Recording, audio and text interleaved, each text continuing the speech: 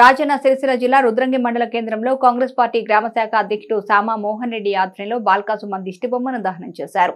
ఈ సందర్భంగా కాంగ్రెస్ నాయకులు మాట్లాడుతూ సీఎం రేవంత్ రెడ్డిపై అనుచిత వ్యాఖ్యలు చేసిన బీఆర్ఎస్ మాజీ ఎమ్మెల్యే బాల్కాసుమన్ దిష్టిబొమ్మను దహనం చేయడం జరిగిందన్నారు। బాల్కాసుమన్కు మంచి బుద్ధి రావాలని దిష్టిబొమ్మను చెప్పులతో చీపురితో కొడుతూ దహనం చేశామన్నారు। బాల్కాసుమన్ తన స్థాయిని మార్చి సీఎం రేవంత్ రెడ్డిపై అనుచిత వ్యాఖ్యలు చేయడాన్ని తీవ్రంగా ఖండిస్తున్నామన్నారు। బాల్కాసుమన్ దొరల బానిసని అన్నారు। పదవి పోవడంతో జీర్ణించుకోలేక మతిపోయి విమర్శలు చేస్తున్నారని అన్నారు। బీఆర్ఎస్ ప్రభుత్వం 10 ఏళ్లలో చేసిందేమీ లేదని బాల్కాసుమన్ బహిరంగంగా రేవంత్ రెడ్డికి క్షమాపణ చెప్పాలని డిమాండ్ చేశారు। ఈ కార్యక్రమంలో బీసీసీఎల్ మండల అధ్యక్షుడు గండి నారాయణ, ఉపాధ్యక్షుడు తరే మనోహర్, ప్రధాన కార్యదర్శి ఇప్ప మహేష్, డీసీసీ కార్యదర్శి చెలుకుల తిరుపతి, తరేలింగం, నాయకులు పల్లి గంగాధర్, ఎరం గంగనరసయ్య, సిరికొండ రవీందర్, మడిశెట్టి అభిలాష్, దువ్వక గంగాధర్, గడ్డం శ్రీనివాస్, అక్కినపల్లి శ్రీనివాస్, పరంధాములు, అట్టపల్లి మల్లేశం, సానుగుల గంగాధర్ తదితరులు పాల్గొన్నారు।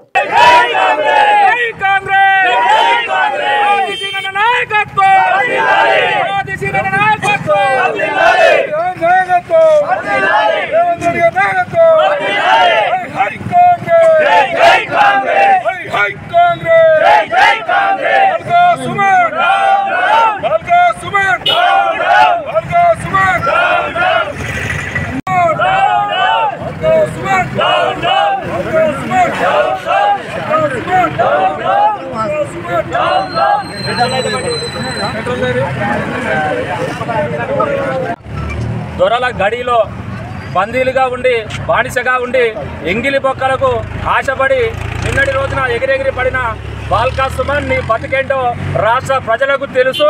నువ్వు చేసిన దందాలేందో రాష్ట్ర ప్రజలకు తెలుసు।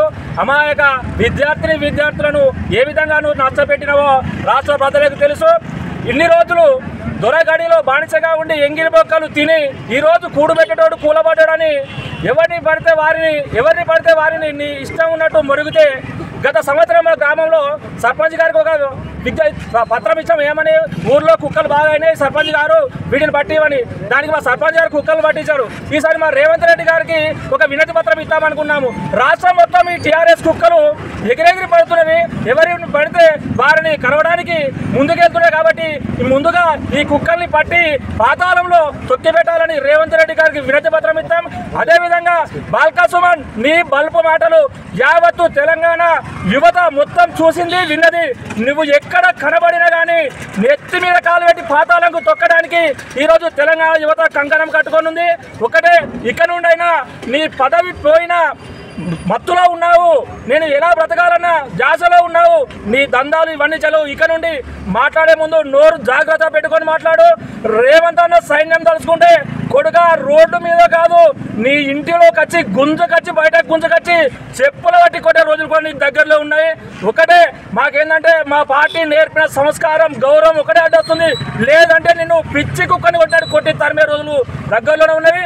ఇకనైనా నోరు అదుపులో పెట్టుకొని మాట్లాడాల్సిన కోరుతున్నాము। అదేవిధంగా 24 గంటల లోపల ముఖ్యమంత్రి రేవంత్ రెడ్డి గారికి బేజరత్గా క్షమాపణ చెప్పి నువ్వు మాట్లాడిన మాటలు ఉపసంహరించుకుంటేనే కానీ లేదంటే రోడ్ల పైన తిరగాలంటే। నిన్నటి రోజున చెన్నూరు మాజీ శాసనసభ్యులు బాల్కాసుమన్ గారు ఈ రాష్ట్ర ముఖ్యమంత్రిపై ఒక ముఖ్యమంత్రి అని కూడా చూడకుండా అనుచిత వ్యాఖ్యలు చేయడం, అతడు అహంకారానికి ఇన్ని రోజులు పదవి ఉన్నప్పుడైతే ఏ విధంగా అహంకారంతో ఈ మెదిలిండో ఇప్పుడు కూడా అదే అహంకారాన్ని ప్రదర్శిస్తూ ముఖ్యమంత్రి గారిని అనుచిత వ్యాఖ్యలు చేసినందుకు బేషరతుగా ముఖ్యమంత్రి గారికి క్షమాపణ చెప్పాలి।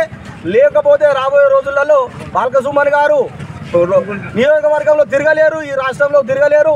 ముఖ్యమంత్రి గారు మంచి శాంతితోటి పరిపాలన సాగిస్తున్నారు కాబట్టి నీలాంటి వాళ్ళు ఇలాంటి మాటలు మాట్లాడితే నడుస్తుందని అనుకోకూరి। రాబోయే రోజుల్లో ఖచ్చితంగా నీలాంటి వాళ్ళు రోడ్ల మీదే తిరిగే రోజులు ఉంటాయి। ఇప్పటికైనా ఒక పరిపాలకునికి అవకాశం ఇవ్వాలి అంతే। గవర్నమెంట్ వచ్చి 2 నెలలు కూడా కాలేదు, ఇప్పుడే మాజీ మంత్రులు అనేకమైన విమర్శలు చేస్తున్నారు। మీరు మీ ప్రభుత్వం టీఆర్ఎస్ ప్రభుత్వం అధికారులు ఉన్నప్పుడు ఒక సంవత్సరం అయినా కానీ ఇంకెందుకు మీరు చెప్పిన పనులు ఎందుకు అయితలేవంటే మరి ఇప్పుడే పుట్టిన గుడ్డు ఇప్పుడే ఎట్లా పరిపాలన సాగు।